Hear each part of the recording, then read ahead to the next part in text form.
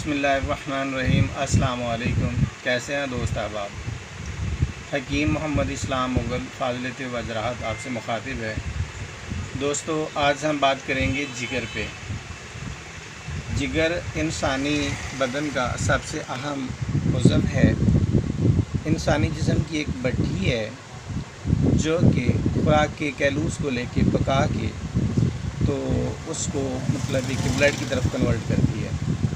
तो हम इंशाल्लाह इस पे बात करेंगे। तो मैं आपसे ये अर्ज़ करूँगा कि हमारे यूट्यूब चैनल को सब्सक्राइब कर लें। हकीम इस्लाम मुग़ल के नाम से यूट्यूब चैनल है।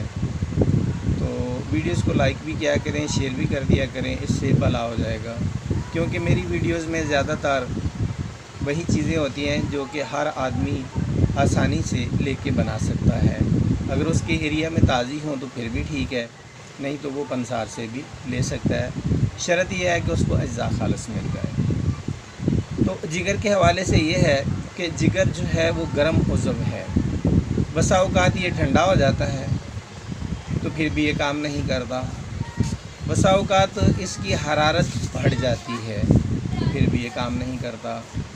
बसा औक़ात ये है कि ये जो कवाम तैयार करता है, ख़मीर बनाता है, जो कि आगे चल के ब्लड में कन्वर्ट होता है, उसको सही नहीं बना सकता। तो हम इस पे बात करेंगे। जिगर के ठीक ना होने से तरह तरह के अवारज़ात जो है वो बदने इंसान पे वारद हो जाते हैं। नकाहत हो जाती है, चलना फिरना दूबर हो जाता है, सांस फूलता है और इंसान हर वक्त बस घबराहट सी जो है ना उसका शिकार हो जाता है।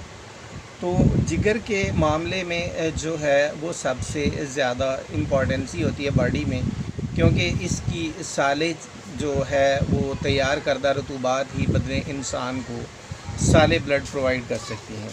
तो जब ब्लड साले होगा तो फिर इंशाअल्लाह उल अज़ीज़ बदने इंसान के अज़ा जो है वो कवी होंगे और उनमें शिकस्त और रिफ़्त कम होगी। तो दोस्तों, आता हूँ मैं अभी असल बात की तरफ कि आपको एक ऐसी फार्मूलेशन बताता हूँ जो कि आपके गिरदा गिर्द है, मगर आप उसको देखते नहीं हैं, ध्यान नहीं करते। क्योंकि जो शनाख्त कुनिंदा है वही इन चीज़ों से फ़ायदा उठा सकता है। हर दरियाओं वाला एरिया जो है, जहाँ दरिया है, नदी नाले हैं, वहाँ पे गोरखपान बूटी आसानी से दस्तयाब हो जाती है। बिल्कुल छोटे छोटे पत्ते होते हैं, छोटे छोटे फूल होते हैं। गोरखपान की 3 इकसाम तो मैं देख चुका हूँ, सफ़ेद फूलों वाली, सुरख फूलों वाली और जर्द फूलों वाली। जो सफ़ेद फूलों वाली है वो अपने एरिया में मैंने ज़िला शेखपुरा के दरियाओं में के किनारे पे, नदी नालों के किनारे पे, रेतली ज़मीनों पे देखी है। तो जो सुरख फूल वाली और पीले फूल वाली है वो डिस्ट्रिक्ट सरगोदा के एरिया में मैंने देखी हुई है और झेलम, चकवाल और कश्मीर के एरियाज़ में वो पाई जाती है। तो टहनियाँ जो सुरख फूल वाली है उसकी टहनियाँ भी लाल होती हैं, तो जो सफ़ेद फूल वाली है उसकी टहनियाँ ग्रीन होती हैं, सब्ज़। तो मुद्दा ये है कि ये सारी की सारी बेहतरीन काम करती हैं। बाहर से ले सकते हैं तो ठीक, पंसार से लेते हैं तो शनाख्त करके लें, क्योंकि इसकी जगह पे आजकल हदरानी, हिंदरानी जिस बूटी को कहते हैं वो भी मार्केट में मिल जाती है और वो भी गोरखपान के नाम से ही जो है वो सेल हो रही है।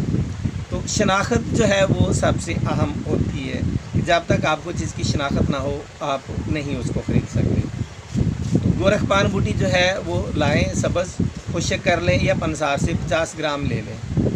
काला नमक आपके पास हो 20 ग्राम, काली मिर्च हो 10 ग्राम, इलायची सब्ज़ ये कोई 30 ग्राम हो।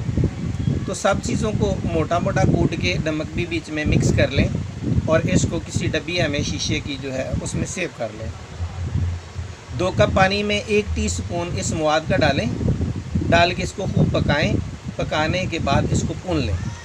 भून के इसको आप खाली पेट पी लें, नीम गर्म। 10 दिन के लिए ये जो मैंने मतलूबा मिकदार बताई है 10 दिन की है। 10 दिन आप यूज़ करेंगे तो आपकी जो आँखें जर्द हैं, हर वक्त की थकन है, इसमें कमी आनी शुरू हो जाएगी।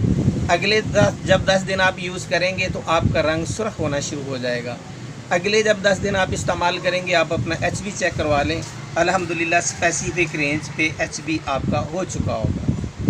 तो जब आपको 1 माह से 2 माह हो जाए इस्तेमाल करते हुए तो आपके जो अज़ा हैं वो बिल्कुल बेहतरीन हालत में आ जाएंगे, तंदुरुस्त हालत में आ जाएंगे।